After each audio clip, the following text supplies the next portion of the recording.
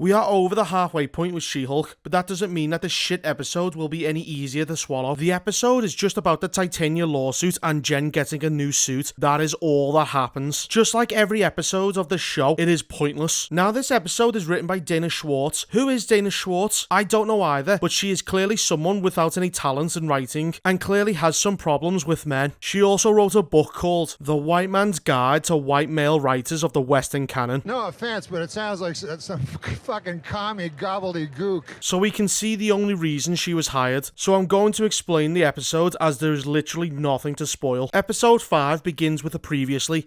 Why? Nothing has happened in this show. Each previously just says fuck all happened the last episode. When episode 6 comes out, it'll say previously in episode 5, nothing happened. Oh god, I'm so bored! The first thing that we see is an advert that Race Swap Titania has put out, selling She-Hulk branded merchandise. Jen even sees a billboard with the She-Hulk logo being used. It's funny that Jen only wants to use the She-Hulk name when someone else is profiting from it, because she looked down on it and called it derivative before. You hypocrite! Her brother comes into the apartment and speaks the truth. This woman has trademarked my name. That's dumb. Why would you let her do that? I didn't let her, Chet. The way trademark works is whoever gets there first gets it. So if you would have done yours first, then she wouldn't have been able to done that. Thank you! You're a lawyer, Jen. You should have known this was going to happen. Companies register a domain name months before they unveil a product. Also, why did the law firm that hired Jen not register the name She-Hulk? They hired her exclusively because she was She-Hulk and advertised her as such. I'll expect you to be at work and in court as the She-Hulk. So this multi-billion-dollar law firm just assumed that Jen had trademarked her own name and never bothered to check it. That's fucking stupid! Well, the plot wouldn't work if everyone didn't act like a retard. At her job, which she is supposed to be working at, she is instead on Race Swap Titania's website. This is what diversity hires at work do. Fuck all. Her friend is also doing nothing as well, as she is on her phone and they are talking about the merchandise. Does this law firm do any actual fucking work? How about no? So her friend gets tired of Jen's complaining and takes her laptop outside and still doesn't do any work. Pug walks by and asks Jen's friend for a favour. He wants her to wait in line to pick up some shoes, and in return she wants him to help make some superhero clothes for Jen. What has prompted this? Absolutely nothing. Jen has clothes that fit her, so why are you asking him about superhero clothes? Because she's read the script and knows that she'll be with Daredevil in the next few episodes. As they are leaving, they have a peek into Jen's office. And surprise, surprise, she is on the internet. When will you do some fucking work? No, I don't think I will.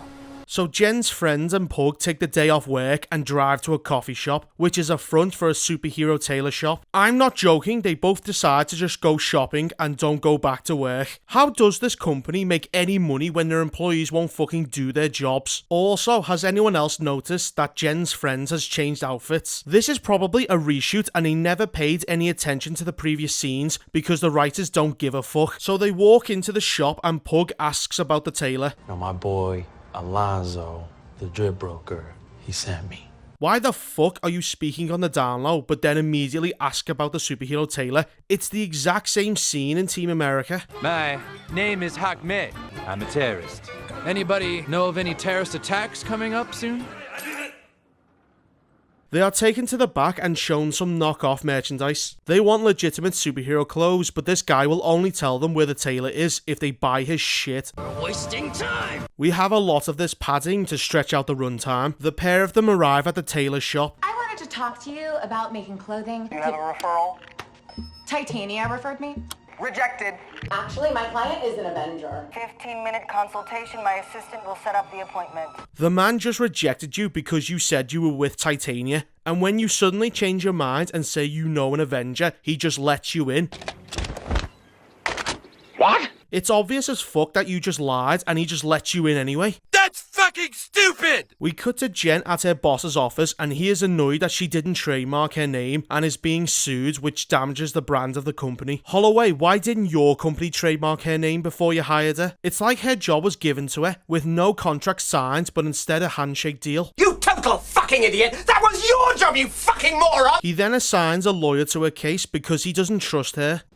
Thank you! Now this lawyer seems to act competent and knows what she's doing, but later on in the episode we see that she is just as fucking useless as the rest of the employees. You're just as much of a fucking idiot as these two! You obviously spend a lot of time thinking about what you're gonna wear. Why don't you help Walters with her look? This scene should have been the reason why she goes to a superhero tailor in the first place, because only now does Jen's friend have a reason to. The next day they are at court. Why does she keep getting trials the very next day? I don't know.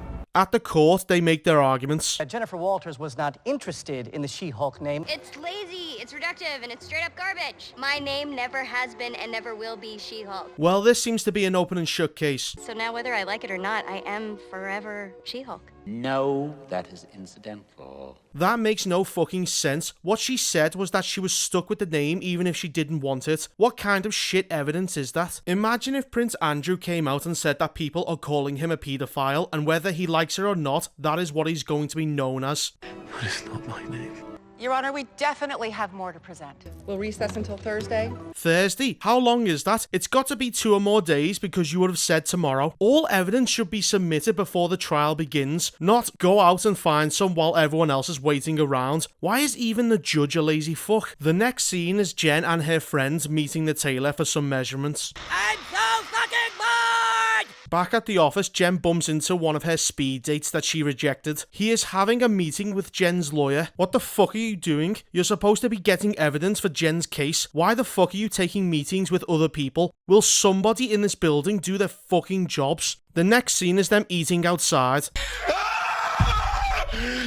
When is something going to happen in this show? This whole episode is a fucking joke. None of these writers should ever be employed ever again. I wouldn't trust these cunts with my food order. So whose bright idea was it to give them a multi-million-dollar TV show? You are stupid. So on the bench outside, they come up with this. Because I made a dating profile as She-Hulk and went on several dates as She-Hulk, showing a clear pattern of using the name. This is how I win this case. By parading all the questionable men that you dated in front of a courtroom. What kind of evidence is that? She set up a Tinder date account as She-Hulk, speed dated 4 men, and was smashed and dashed by a stranger that she can't even remember the name of. All it would show is that she is a whore. Get it all out! Get it all out, you little hoe! Just thought I'd mention that we are 2/3 of the way through the episode. Oh god, I'm so bored! Back at court, the lawyers call the men to the trial. Why the fuck did these men come to the court? She rejected 3 of you and the child cancer doctor fucked She-Hulk, so he got what he wanted. There should be no real reason why any of them have come to help her. So these men are supposed to embarrass Jen, but the writers know that you can't have men slander women, so the men end up insulting themselves without realizing it. She came across a little try-hard, to be honest. I'm just not about that. Remember her referring to herself as She-Hulk in the third person, and as a writer myself, I found that grating. I guess, I don't know, I'm the kind of guy a woman can really open up to. Why aren't you laughing? It wasn't funny the first time. We finally come to the doctor and he tells Jen the hard truth. Would you have gone on the date if She-Hulk had instead presented as Jennifer Walters? No, not really my type. Now this could have been an educational moment for her, because without She-Hulk she is nothing. Unfortunately, after the trial the lawyer ruins this with some cat shit advice. Before that, the judge rules that because Jen used the She-Hulk name for her Tinder profile once, and the doctor stated that she would not have been able to attract a date otherwise, she decides that the sporadic and inconsistent use of her She-Hulk name is sufficient evidence to rule in Jen's favour.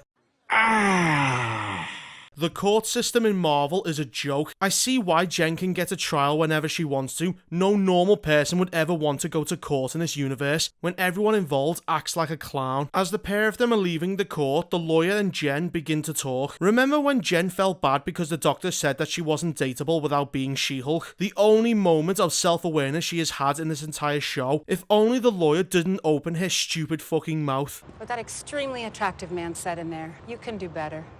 You deserve better. Oh, wait, you serious? Let me laugh even harder.